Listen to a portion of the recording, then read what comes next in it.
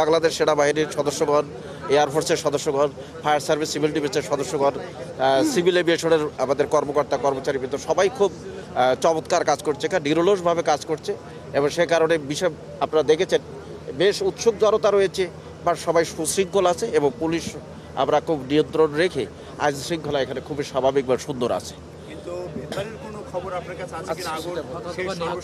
আমরা ভেতরে গিয়েছিলাম, ভেতরে নিহতের কোনো খবর নেই। যারা উদ্ধার কাজে আজকে প্রায় শনিবার ছিল, এই জন্য এখানে লোকের সংখ্যাও কম ছিল। যখন আগুনটা লাগে তখন যারা লোকজন ছিল, ভেতরে লোকজন ছিল না বলেই আমরা জেনেছি। বাট হয়তো উদ্ধার কাজ করতে গিয়ে হয়তো কেউ আহত হতে পারে। কুর্মিটোলা হসপিটালে নিয়ে গেছে, হয়তো সিএমএসিও নিয়ে গেছে। কুর্মিটোলা হসপিটালে 10 জন আহত রয়েছে, আমরা এটা শুনেছি। তারা আহত মানে রিকভারেবল আহত আর কি। আগুনের সূত্রপাতটা যেটা আছে সেটাকে সিসিটিভি ফুটেজ থেকে আপনারা এটা আমরা এখনো দেখিনি বা আমরা বলতেও পারবো না। এটা ফায়ার সার্ভিস ও সিভিল ডিফেন্স ওনারা এই বিষয়ে কনসার্ন এবং এটা তাদের সাথে প্রাসঙ্গিক, তারা নিশ্চয়ই এটা দেখবেন। আর সিসিটিভির বিষয় যেটা বললেন, হয়তো আমরা এই উদ্ধার কাজ সম্পন্ন হলে হয়তো আমরাও আইডি যেটা ব্যবস্থা নেওয়ার আমাদের কাছে যেটা প্রাসঙ্গিক হবে সেটা আমরা দেখব। এখন আগুনটা কতটুকু নিয়ন্ত্রণে এসেছে আপনি দেখতে?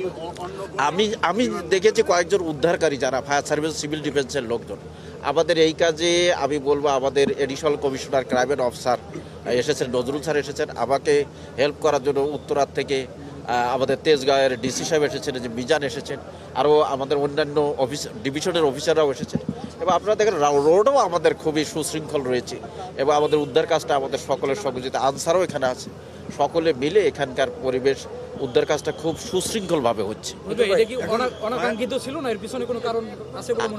আমরা তো উদ্ধার কাজ নিয়ে এখন ব্যস্ত, পরবর্তীতে হয়তো ইনভেস্টিগেশনে হয়তো আসবে অ্যাকচুয়ালি হোয়াট হ্যাপেন, কি হয়েছে। এখন আগুনটা কতটুকু নিয়ন্ত্রণে চলে আসছে?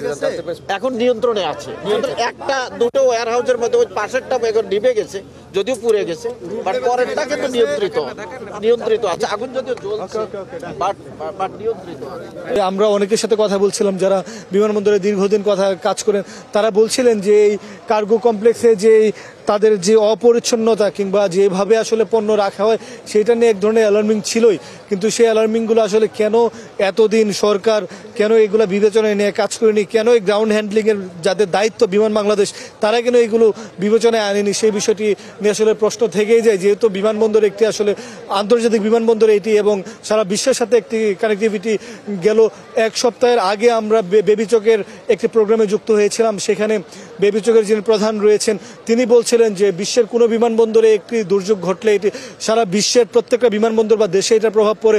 ঠিক তেমনই কিন্তু আজকে তার সুরে সুরে বলতে হয় যে শাহজালাল বিমানবন্দরে যে দুর্যোগ ঘটলো কিংবা আগুনের ঘটনা ঘটলো সেটা কিন্তু সারা বিশ্বে বাংলাদেশের ভাবমূর্তি আসলে কতটুকু ক্ষুণ্ণ করে সেটা দেখার বিষয়। এবং যে এতগুলো ফ্লাইট আসলে যে বিড়ম্বনায় পড়লো, ফ্লাইটগুলো বন্ধ হয়ে গেল, ফ্লাইট ওঠানামা করতে পারছে না, অনেক যাত্রী এখানে এসে আসলে জরুরি যাত্রী যেমন এসে বসে রয়েছেন, তারা সঠিক সময়ে তাদের কাঙ্ক্ষিত দেশে যেতে পারবেন কিনা সেইটা নিয়েও কিন্তু প্রশ্ন উঠেছে এবং যেতে পারবেন না বলেই জানা যাচ্ছে। আমরা একটু কথা বলার চেষ্টা করব, যে একটু জানতে চাইবো যে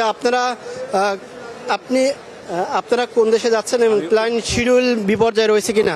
মানে মাসকাটে যাচ্ছি, আমাদের প্যানেল যে শিডিউল এটা ঠিক আছে, এ পর্যন্ত ক্যান্সেল হয় না। মাত্র আমরা অফিস থেকে আপডেট পাইলাম।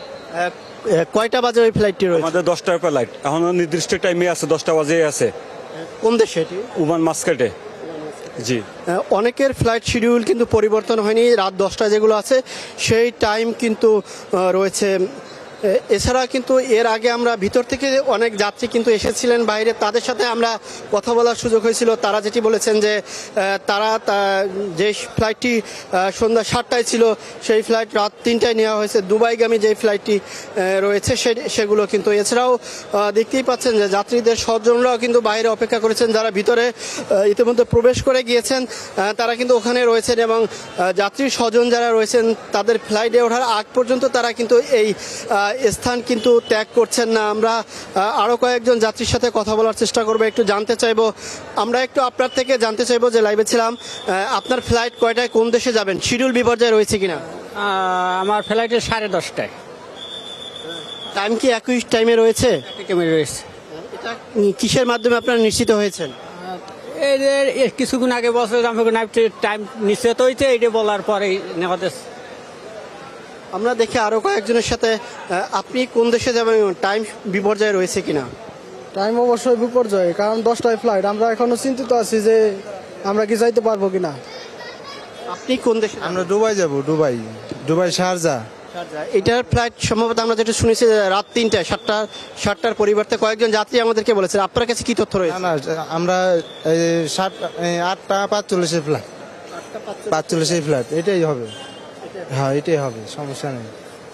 আবার দুবাইগামী অন্য যে ফ্লাইটগুলো রয়েছে সেই ক্ষেত্রে একটা 8:45 যে ফ্লাইটটির কথা বলছেন সেই ফ্লাইট কিন্তু 8:35 হবে। তারা একটু নিশ্চিত হতে পেরেছেন, তারা যে মাধ্যমে বিদেশে যাচ্ছেন সেই মাধ্যমে কিন্তু তারা নিশ্চিত হতে, কিন্তু বিমানবন্দরের বাহিরে যেই যাত্রী দেখতে পাচ্ছেন তার থেকে বেশি যাত্রী কিন্তু বিমানবন্দরের ভিতরে অবস্থান করছেন।